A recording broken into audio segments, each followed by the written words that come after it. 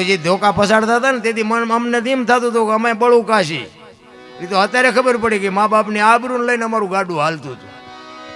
બાકી તો બાપુ એ વાતમાં માલ નહીં, કારણ કે એવા હારા હારા બાપુ બટા જટી બોલાવી છે, સાહેબોને ગોટા વાળી દીધા છે. પછી આપણે માર ખાતો ધરીને, નકરા માર્યા જેવું નથી. હા, આપણે માર ખાતો છે એવો તમે આમાંથી એક નહીં ખાતો હોય.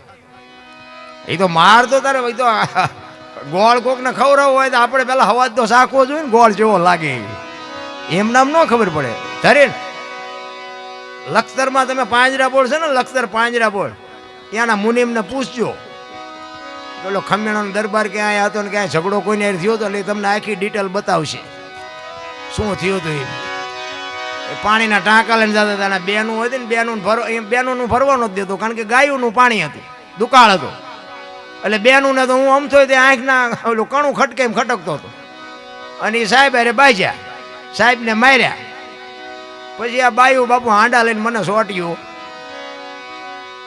આખો લોહી લુહાણ કરી નાખ્યું.